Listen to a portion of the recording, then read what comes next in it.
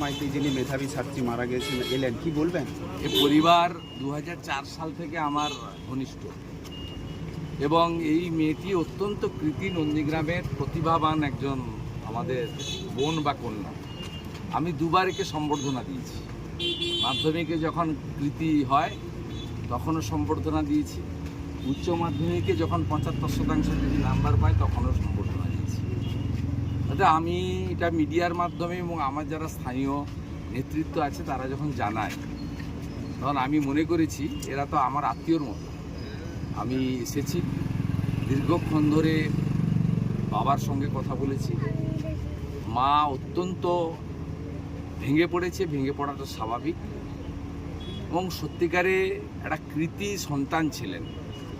শুধু পরিবারের লস নয়, সমগ্র নন্দীগ্রামবাসীর লস বলে আমি মনে করি। নিজের যোগ্যতায় সমস্ত যে উচ্চ মেধার পরীক্ষাগুলি কৃতকার্য হয়েছিল।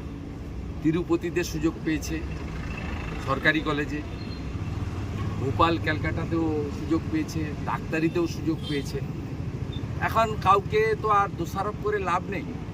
একটা শুধু কথাই বলবো, 3 মাস জয়েন্টের রেজাল্টটা 3 মাস পরে 76টা মুসলমান কমিউনিটিকে ওবিসি করার জন্য জয়েন্টের রেজাল্টটা 3 মাস আটকে রাখা ঠিক হয়নি। এটুকুই আমি বলবো, আমি কাউকে দোষারোপ করছি।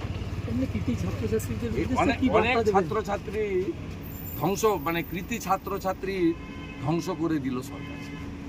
আমি এর সঙ্গে মিলাবেন না, আমি কাউকে দোষারোপ করছি না। এটা হয় না কোনোদিন, জয়েন্ট তৈরি হওয়ার পরে কোনোদিন হয় না, 3 মাস পরে। এর অনেক কারণ আছে।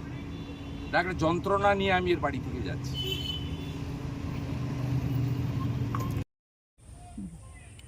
এলাকার বিধায়ক হিসেবে উনি আমার বাড়িতে এসেছেন, সমবেদনা দিয়ে গেলেন, আমার স্ত্রীর সঙ্গে কথা বললেন, আমার অসুস্থ মায়ের সঙ্গে কথা বললেন। ওনারা এসছেন ওনাদের সমবেদনা দেখানোর জন্য, উনি এসে বলেও গেছেন পরবর্তীতে যদি কোনো সমস্যা হয় বা কোনো প্রয়োজন হয় আমার সঙ্গে দেখা করতে, ওনার সঙ্গে দেখা করতে বলেছেন। আর সান্ত্বনা বাক্য দিয়ে গেছেন। উনি মেয়েটার কাছ থেকে মেয়েটাকে চিনতেন বা আগে ওনার কাছ থেকে 2বার কৃতির পুরস্কার পেয়েছিলেন মাধ্যমিক বা উচ্চ মাধ্যমিকের। তো সেই সূত্রে উনি বলছে, তো আমি তো ওনাকে প্রাইজ দিয়েছি, আমি জানি ওনাকে। আর যে চলে গেছে তাকে ভুলে যেতে বলেছেন, আর যারা আছে তাদেরকে নিয়ে ভাবতে বলেছেন। এই ওনার বার্তা। নমস্কার।